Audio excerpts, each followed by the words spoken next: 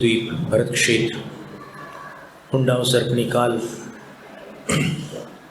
तत्संबंधी धर्म तीर्थ शासन नायक प्रथम जिनेन्द्र तीर्थंकर वृषभदेव भगवान को आदि लेकर अंतिम जिनेन्द्र तीर्थंकर महावीर स्वामी के पर्यंत सभी जिनेन्द्रों को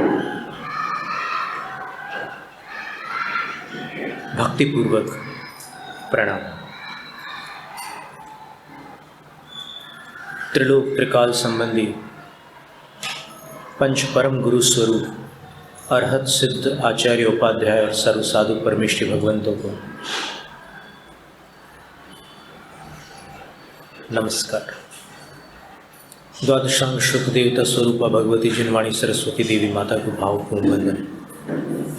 पूर्व शताब्दी के धर्म धुरंधराचार्य परम श्रद्धेय ज्ञानी ध्यानी तपस्वी चारित्र चक्रवर्ती पूज्य गुरुवर शांति सागर मुनिराज को नमन। दीक्षा शिक्षा गुरुआचार्य विद्यासागर महाराज को नमन।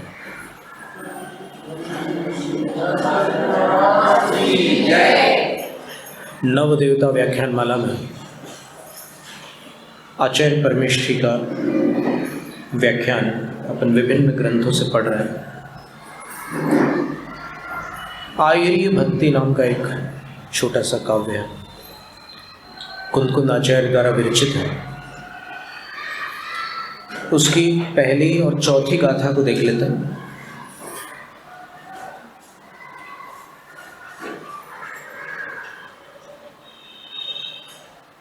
और गत दिवस अपन ने आचार्य शांति सागर महर्षि का स्मृति दिवस बड़े धूमधाम से मनाया।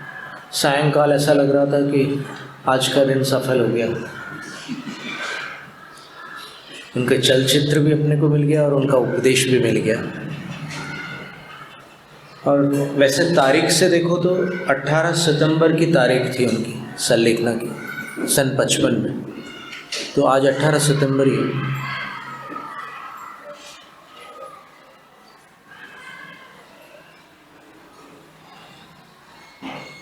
प्रायः करके 19 वर्ष में तिथि और दिनांक समान होते हैं और 28 वर्ष में तारीख और वार समान होते हैं। एकदम वो 28 वर्ष वाला तो एकदम नियम से वैसे ही होता है, उसमें कोई हेरा फेरी नहीं होती, फेर बदल नहीं होती।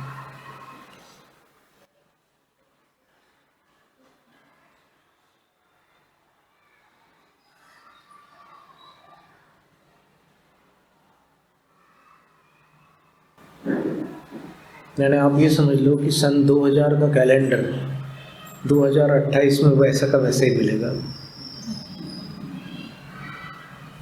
किसी भी वर्ष का उसमें 28 जोड़ दो आप तो फिर वो वही का वही हो जाता है।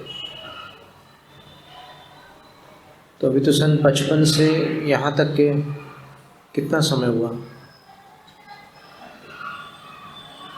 वो 56 वर्ष जब हुए होंगे ना, तब बिल्कुल वही 18 तारीख को ही वो वार पड़ा होगा जिस वार को उनकी संलेखना हुई थी। और 19 के पहाड़े से जाओगे तो फिर 19 के पहाड़े में 56 आता है क्या?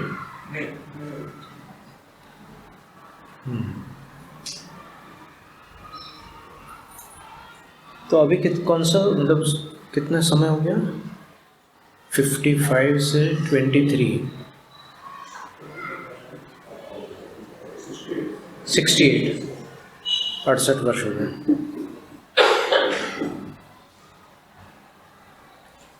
तो ये गाथाएं इस प्रकार है। देश कुल जाहि शुद्धा विशुद्ध मण वयण काय संजुत्ता तुम्मं पाय पयोरुह मिहण मंगल मथुमे निच्छम। ये शब्द अपन ने कितनी बार पढ़ा है। देश कुल और जो जाति से शुद्ध होते हैं वही आचार्य होते हैं।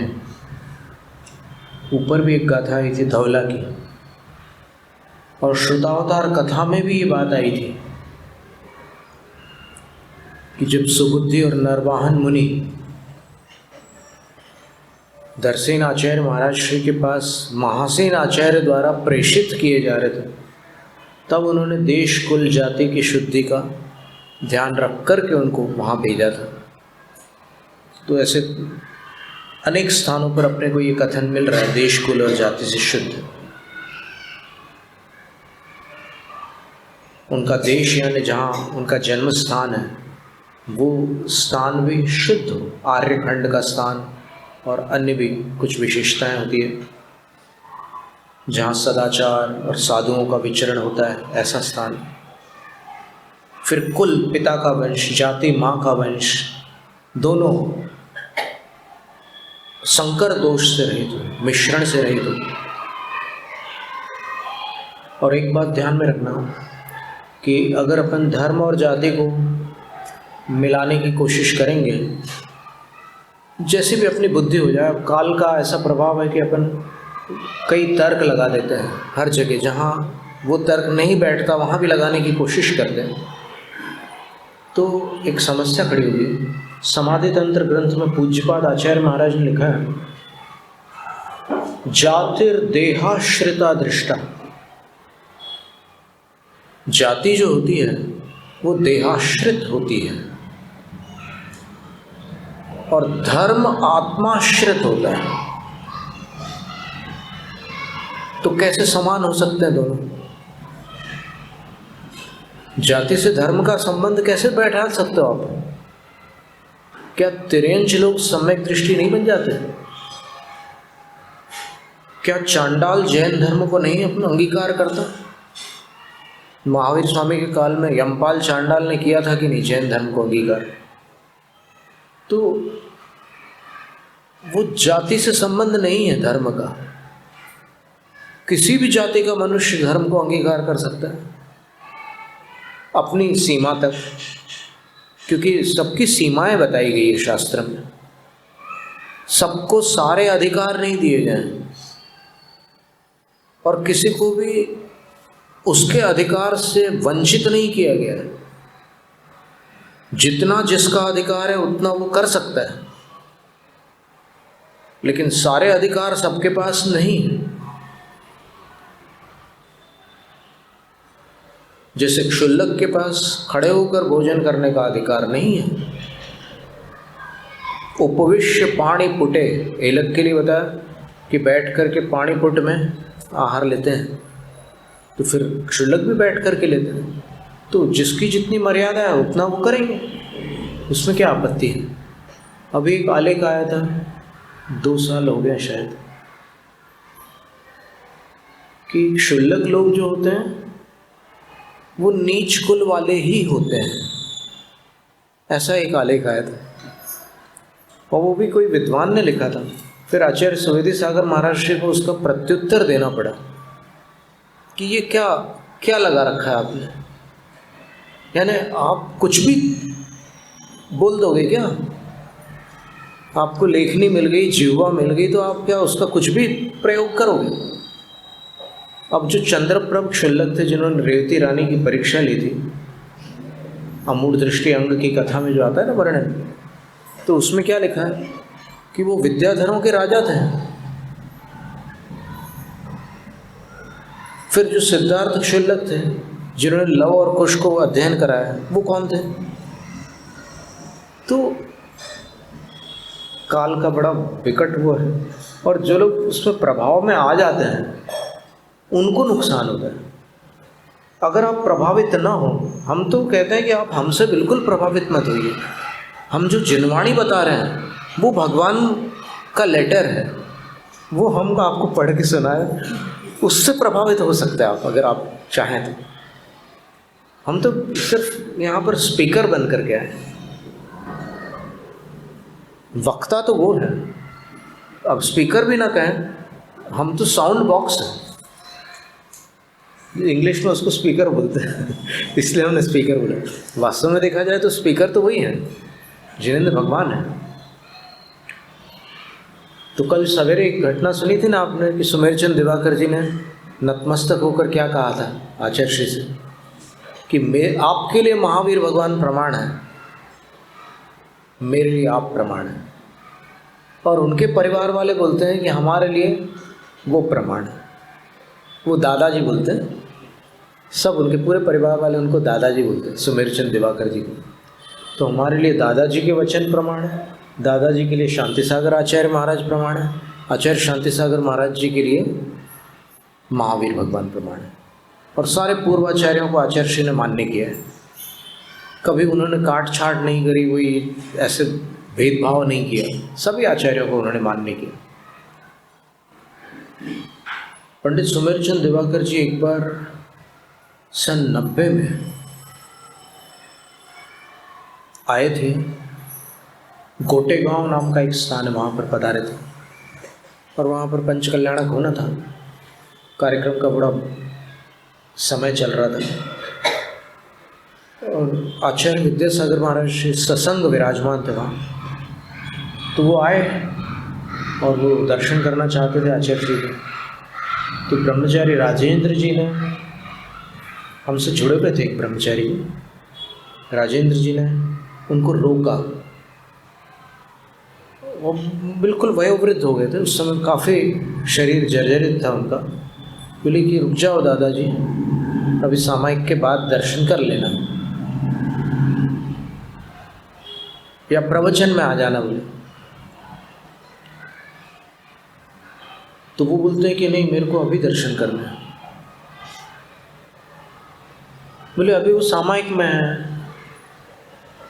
आप प्रवचन के समय आ जाना। तब दिवाकर पंडित जी ने जो उत्तर दिया, उससे ब्रह्मचारी जी की धरती खिसक गई। उन्होंने कहा कि त्यागी जी, हमने जीवन भर प्रवचन किए हैं और जीवन भर प्रवचन सुने हैं। उस प्रवचन का सार जिस मुद्रा में है उसके दर्शन करने आज चाहते हैं। समझ में आया कुछ? तो फिर पूछा ब्रह्मचारी जी ने कि आपका परिचय? तब उन्होंने अपना नाम बताया, मेरा नाम सुमेरचंद दिवाकर पंडित। अरे पंडित जी क्षमा चाहता है, दरवाज़ा खोलकर दर्शन कराया, कुछ नहीं गया, कोई उनको प्रवचन नहीं सुनना था, कुछ नहीं, बस वो आचार्य शांति सागर महाराज से संस्कारित थे ना, क्योंकि आचार्य शांति सागर महाराज जी को ध्यान करते हुए उनके भक्तों ने देखा हुआ है बहुत बार, और उस मुद्रा को देखे बिना मन नहीं भरता उनके भक्तों का, इसलिए वो फिर संतुष्ट होकर गया। और जो बात उनको जमती नहीं थी उसको वो स्पष्ट रूप से प्रकट कर देते थे कि ये बात गले नहीं उतर रही।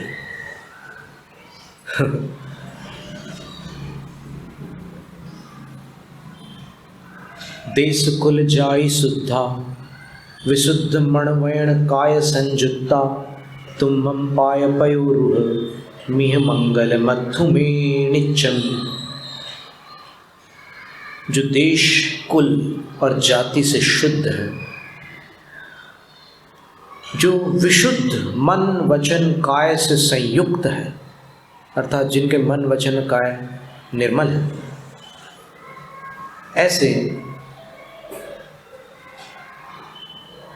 हे आचार्य परमेष्ठियों, ये स्वयं आचार्य लिख रहे हैं अन्य आचार्यों के लिए कि हे आचार्य परमेष्ठि भगवंतों, पूरे 2.5 द्वीप में जितने भी आचार्य उन सबसे कह रहे हैं, तुम पाय पयोरुहम, आपके चरण कमल में मेरे लिए इह इस धरती पर मंगलमत हो, मंगलकारी हो।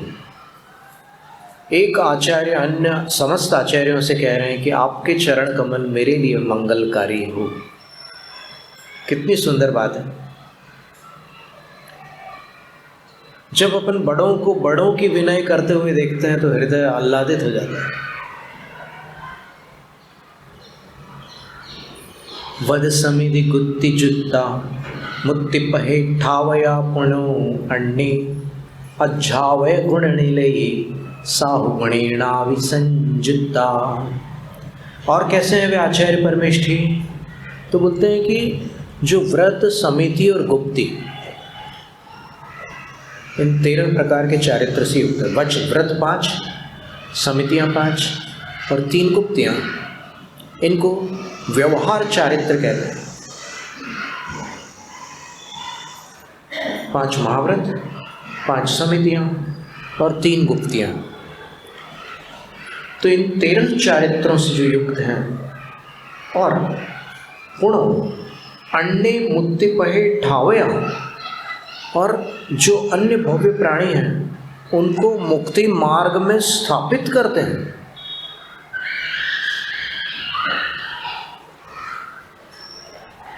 और कैसे हैं आचार्य?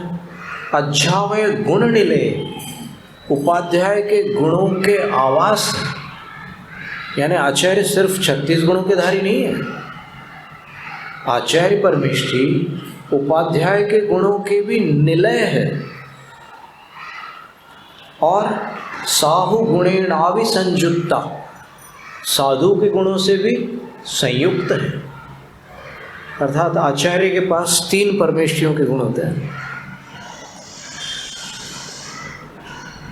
उनके चरण कमल मेरे लिए मंगलकारी हो, और नित्यम 24 घंटे उनके चरण मेरे लिए मंगलकारी हो।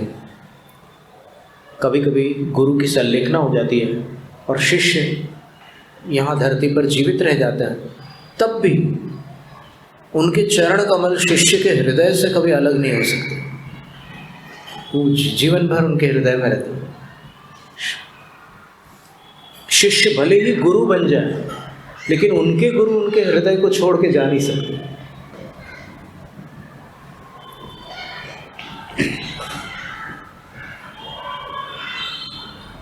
गुरु भक्ति अगर आपको कहीं देखनी हो पुराणों में, तो आदिनाथ पुराण के दूसरे भाग में 43वां सर्ग जो पर्व है, उसमें आप देखिएगा, आपको पढ़ करके ऐसा लगेगा कि क्या गुरु भक्ति है, अलौकिक। गुणभद्र आचार्य महाराज ने अपने गुरु जिनसेन आचार्य महाराज की जो भक्ति की है, अद्भुत है। यानी उन्होंने ये लिखा कि मेरे गुरु इस कार्य को पूर्ण नहीं कर पाए, और उन्होंने अपने अनेक शिष्यों में से मुझे छांट करके ये कार्य सौंपा, तो मुझ में तो शक्ति ही नहीं है इस कार्य को करने की।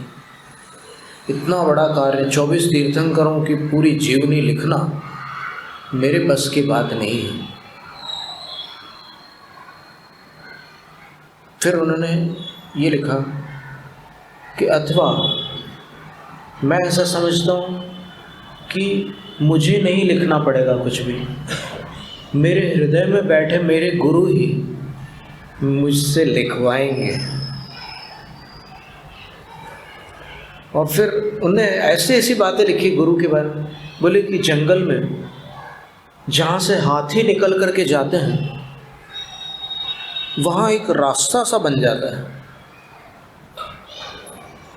यहाँ दक्षिण में भी हाथी, जंगली हाथी मिलते हैं, और इधर शिखर जी के पास और छत्तीसगढ़ में कोरबा के पास और जशपुर नगर के पास जंगलों में हाथी हैं। और वो पूरा जब झुंड निकलता है तो अपने आप रास्ता बन जाता है। तो बोले मेरे गुरु रूपी हाथी ने रास्ता बना दिया है, तो पीछे से मुझे चलने में कठिनाई नहीं पड़ेगी। इस तरह उन्होंने ऐसी सुंदर सुंदर बातें की है कि आप देखना आचार्य के प्रति क्या भक्ति होती है शिष्य की, वो आपको वहाँ देखने मिलेगी। फिर लघु आचार्य भक्ति में लिखा है 36 गुण समग्गी पंच विहाचार करण संदरिसे शिष्याणुग कुशले धम्मा इरिये सदा वंदे। जो 36 गुणों से समग्र है, समग्र का अर्थ परिपूर्ण होता है। जो 5 प्रकार के पंच विहाचार करण संदरिसे,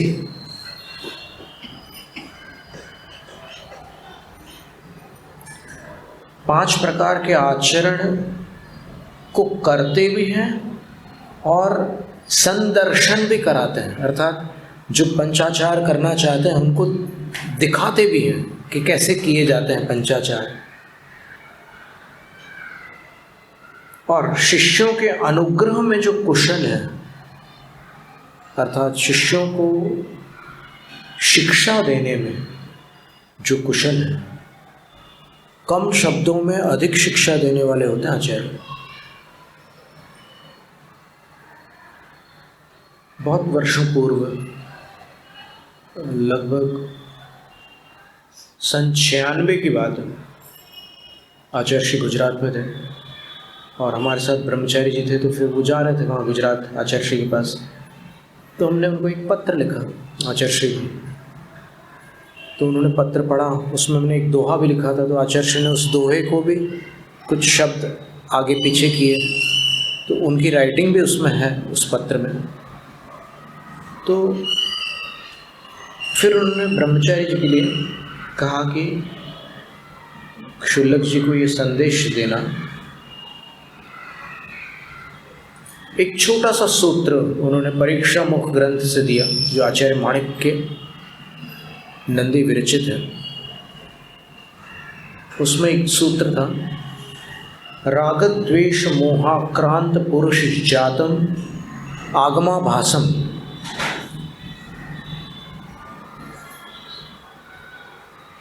तो उस सूत्र से हमारा जीवन बदल गया,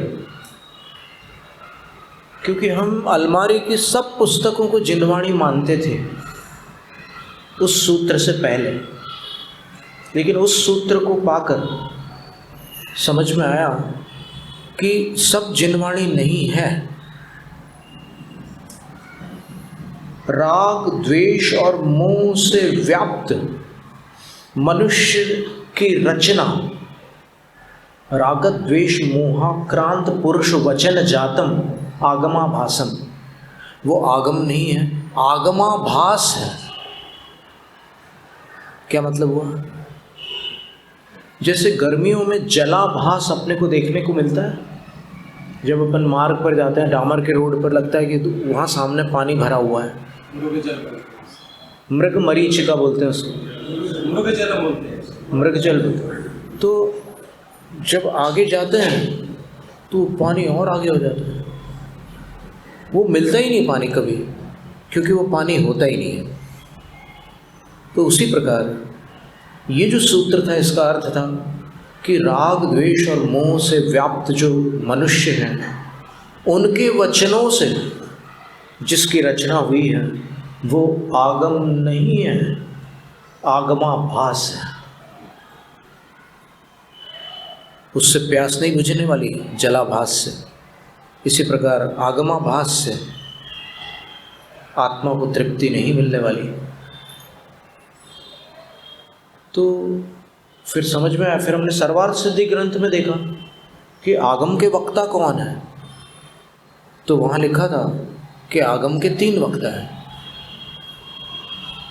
केवली भगवान, गणधर देव और फिर अन्य जो आराती आचार्य होते हैं, ऐसे श्रुत केवली होते हैं जो 12 अंगों का सार, संक्षिप्त सार अपने शिष्यों को बता देते हैं। तो 3 ही वक्ता है आगम के, त्रयो वक्तारः सर्वज्ञ तीर्थकर इतरो वा श्रुत केवली आरातीयाश्च, आरातीयश्च। ऐसी पंक्ति आई है सर्वार्थ सिद्धि में, प्रथम अध्याय के 20वें सूत्र की टीका में ये पंक्ति आती है। तत्वार्थ सूत्र की व्याख्या है सर्वार्थ सिद्धि, तो उसमें ये पंक्ति मिलेगी आपको। और तब समझ में आया कि जो मूल श्रुत परंपरा है उसकी मर्यादा में जो भी वचन आएंगे उसको आगम कहेंगे, उसको आर्ष कहेंगे। आर्ष का अर्थ आप जानते हैं, संस्कृत व्याकरण में आता है आर्ष शब्द कैसे बना है। ऋषि प्रणीतम आर्षम, जो ऋषि द्वारा प्रणीत है अर्थात जिनेंद्र प्रणीत है, उसको आर्ष कहते हैं। और जो तर्क कुतर्क करने वालों द्वारा अथवा नए नए चिंतन करने वालों द्वारा आगम की मर्यादा को छोड़कर बाहर रचना करने वालों का जो ग्रंथ होता है वो आगम न होकर आगमाभास होता है।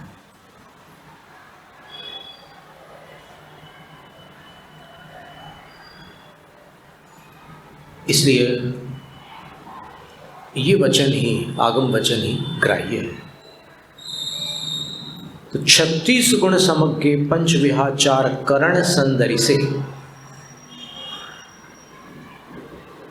शिष्यानुग्रह कुशले, शिष्यों का अनुग्रह करने में जो कुशल होते हैं, धम्मा इरिये सदा वंदे। आचार्य शांति सागर महाराज जी के जीवन में भी एक बार ऐसी घटना हुई थी कि उनके शिष्य ने गलती की लेकिन प्रायश्चित नहीं लिया। तो क्या होता है कि ये एक सभी संघों की एक पद्धति है और शास्त्र में भी इसका उल्लेख मिलता है कि शिष्य लोग आचार्य वंदना करते हैं और गुरु को नमन करते हैं। अब उसके उत्तर में गुरु क्या करते हैं,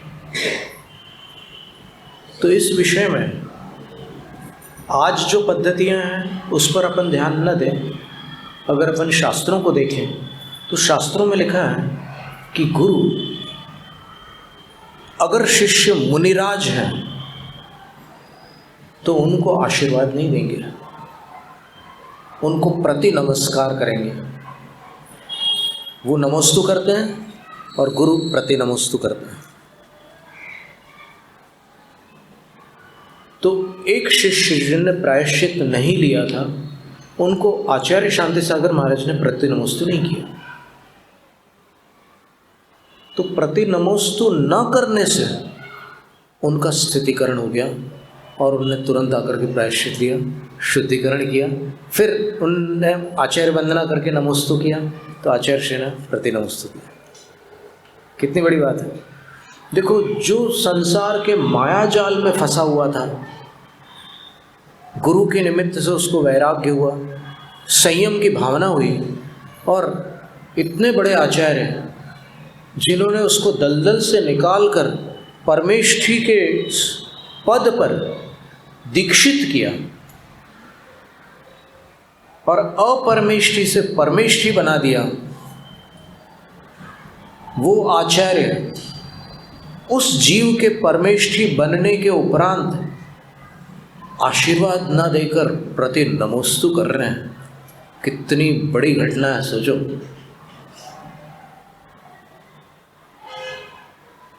और मंगल कामना रूप आशीर्वाद तो उनका रहता ही है सब शिष्यों के प्रति।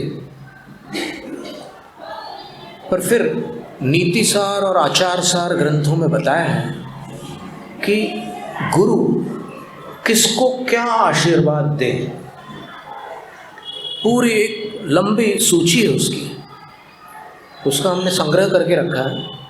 वैसे अभी हम बहुत संक्षेप में वर्णन करने में लगे हुए हैं, वरना अगर एक एक परमेष्ठी का हम विस्तार करेंगे तो फिर उतना समय नहीं है कि ये पूरा हो जाए। अरहंत परमेष्ठी के वर्णन में 2 माह लग गए। फिर सिद्ध परमेष्ठी का वर्णन संक्षिप्त किया अपन ने इन गाथाओं के आधार से। अब आचार्य परमेष्ठी का वर्णन भी यहाँ इन गाथाओं की अपेक्षा तो समाप्ति की ओर है। लेकिन 36 गुण कौन से हैं, ये भी एक सोचने की बात है। तो धम्माइरिये सदा वंदे, ऐसे धर्माचार्यों की हम सदा वंदना करते हैं। इस तरह आचार्य परमेष्ठी से संबंधित जो गाथाएं थी वो यहाँ पूर्ण हुई। लेकिन आचार्य परमेष्ठी से संबंधित कुछ अन्य जो जानकारियाँ हैं, जो 36 गुण जो हैं आचार्य के, उनके हमने ऐसे अर्घ्य बना के रखे हैं। तो वो 36 गुण हम केवल पढ़ के सुनाते हैं आपको।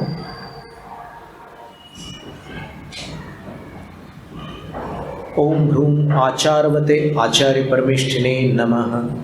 अगर किसी के पास कुछ चढ़ाने के साधन तो वो चढ़ा भी सकते हैं। ओम ह्रूम आचार्यवते आचार्य परमेष्ठिने नमः, स्वाहा बोलकर चढ़ा देना। ओम ह्रूम आधारवते आचार्य परमेष्ठिने नमः। ओम ह्रूम निर्व्यापकाय आचार्य परमेष्ठिने नमः। ओम ह्रूम निर्वापकाय आचार्य परमेष्ठिने नमः। ओम ह्रूम दोषवामकाय आचार्य परमेष्ठिने नमः। ओम ह्रूम दोषाभाषकाय आचार्य परमेष्ठिने नमः। ओम ह्रूम हानिलाभ दिग्दर्शकाय आचार्य परमेष्ठिने नमः। ओम ह्रूम व्यवहारवते आचार्य परमेष्ठिने नमः। ये 8 गुण प्रधान गुण हैं आचार्य के। और फिर इसके आगे के गुण देखिए आप, 10 कल्प होते हैं। ओम ह्रूम अचेल कल्पाय आचार्य परमेष्ठिने नमः। ओम ह्रूम अनुद्दिष्ट कल्पाय आचार्य परमेष्ठिने नमः। ओम ह्रूम शय्याग्रह मठाहार त्याग कल्पाय आचार्य परमेष्ठिने नमः। ओम ह्रूम दानशाला राजपिंड त्याग कल्पाय आचार्य परमेष्ठिने नमः। ओम ह्रूम कृतिकर्म कल्पाय आचार्य परमेष्ठिने नमः। ओम ह्रूम व्रत संवास कल्पाय आचार्य परमेष्ठिने नमः। ओम ह्रूम ज्येष्ठ सद्गुण कल्पाय आचार्य परमेष्ठिने नमः। ओम ह्रूम प्रतिक्रमण कल्पाय आचार्य परमेष्ठिने नमः। ओम ह्रूम मास कल्पाय आचार्य परमेष्ठिने नमः। ओम ह्रूम पर्याकल्पाय आचार्य परमेष्ठिने नमः। ये 10 कल्प हो गए। वो 8 प्रधान गुण थे और ये 10 कल्प हो गए तो 18 हो गए। अब कितने बचे? 18 बचे। तो वो 18 जो है उनमें 12 तप हैं और 6 आवश्यक है। ओम ह्रूम अनशन तपस्विने आचार्य परमेष्ठिने नमः। ओम ह्रूम अवमौदर्य तपस्विने आचार्य परमेष्ठिने नमः। ओम ह्रूम वृत्ति परिसंख्यान तपस्विने आचार्य परमेष्ठिने नमः। ओम ह्रूम रस परित्याग तपस्विने आचार्य परमेष्ठिने नमः। ओम ह्रूम विविक्त शय्यासन तपस्विने आचार्य परमेष्ठिने नमः। ओम ह्रूम कायक्लेश तपस्विने आचार्य परमेष्ठिने नमः। ओम ह्रूम प्रायश्चित्त तपस्विने आचार्य परमेष्ठिने नमः। ओम ह्रूम विनय तपस्विने आचार्य परमेष्ठिने नमः। ओम ह्रूम वैयावृत्य तपस्विने आचार्य परमेष्ठिने नमः। ओम ह्रूम स्वाध्याय तपस्विने आचार्य परमेष्ठिने नमः। ओम ह्रूम व्युत्सर्ग तपस्विने आचार्य परमेष्ठिने नमः। ओम ह्रूम ध्यान तपस्विने आचार्य परमेष्ठिने नमः। अब ये 12 तप हो गए। इसके बाद 6 आवश्यक है। ओम ह्रूम सामायिक कारिणे आचार्य परमेष्ठिने नमः। ओम ह्रूम चतुर्विंशति स्तव कारिणे आचार्य परमेष्ठिने नमः। ओम ह्रूम वंदना कारिणे आचार्य परमेष्ठिने नमः। ओम ह्रूम प्रतिक्रमण कारिणे आचार्य परमेष्ठिने नमः। ओम ह्रूम प्रत्याख्यान कारिणे आचार्य परमेष्ठिने नमः। ओम ह्रूम कायोत्सर्ग कारिणे आचार्य परमेष्ठिने नमः। नमो आर्याणम जैनम जयतु शासन। शास्त्र पठन में मेरे द्वारा यदि जो कहीं कहीं प्रमाद से कुछ अर्थ वाक्य पद मात्रा छूट गई, सरस्वती मेरी उस त्रुटि को कृपया क्षमा करें और मुझे कैवल्य धाम में मां अविलंब करे।